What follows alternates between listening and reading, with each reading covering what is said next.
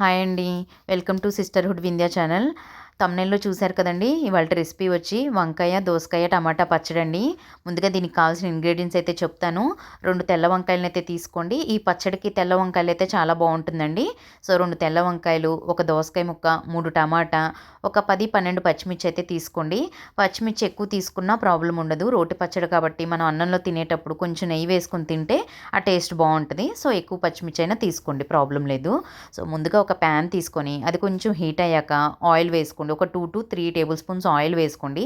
అవి కూడా కొంచెం హీట్ అయ్యాక మనం ముందుగా తీసుకున్న పచ్చిమిర్చినైతే ఫ్రై చేసుకుందామండి. అన్ని ముక్కలు ఒకసారి వేయకండి. ముందు పచ్చిమిర్చినైతే ఫ్రై చేసుకుందాము.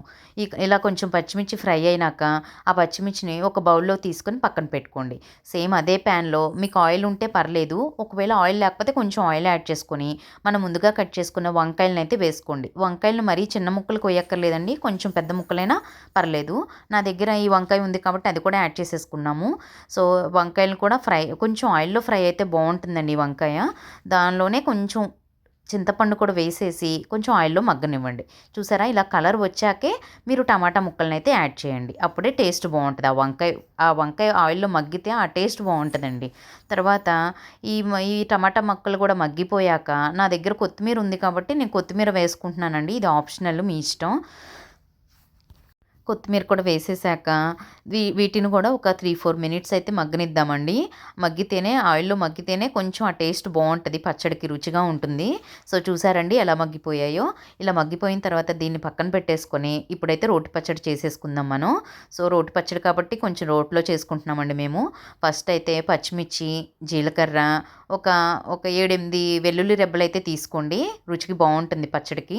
దీనిలోనే మన రుచికి తగ్గట్టు సాల్ట్ కూడా యాడ్ చేసుకోవాలండి. ఈ రోటి పచ్చడిలో ఏంటంటే మనం కచ్చా పచ్చాగా దంచుకుంటేనే బావుంటదండి టేస్టు. ఒకవేళ మిక్సీలో చేసుకున్నా మీరు ఒక్కసారి మొత్తం తిప్పేయకుండా కొంచెం ఒక తిప్పు తిప్పి ఆపేయండి. అలా కచ్చా పచ్చాగా ఉంటేనే పచ్చడి టేస్ట్ బావుంటది మనం అన్నంలో తినేటప్పుడు. సో, వీటిని ఇలా కచ్చా పచ్చాగా నూరుకున్నాక మనం ముందుగా వేయించి పెట్టుకున్నాం కదండీ! వంకాయ, టమాటా ముక్కల్ని, ఆ 2 ముక్కల్ని కూడా ఇందులో వేసేసుకొని సేమ్ అలానే కచ్చా పచ్చాగా దంచుకోవాలండి ఇవి కూడాను. అప్పుడే మనకి టేస్ట్ అనేది బావుంటుంది.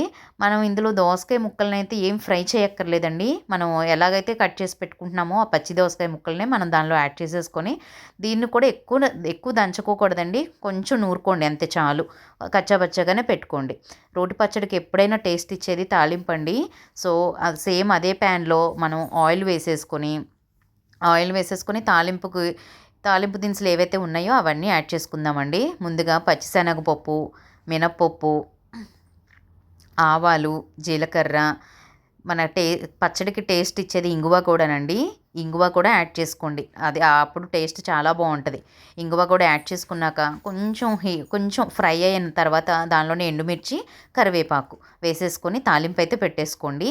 ఇప్పుడు మనం ఆల్రెడీ ప్రిపేర్ చేసుకున్న పచ్చడిని ఈ తాలింపులోకి వేసేసుకోండి. సో, చూసారు కదా! ఎంతో రుచికరమైన వంకాయ, దోసకాయ, టమాటా పచ్చడైతే రెడీ అయిపోయింది. అన్నంలోకి చాలా బావుంటదండి. ఒకసారి ట్రై చేయండి. నచ్చినట్టయితే లైక్ చేయండి, షేర్ చేయండి, సబ్స్క్రైబ్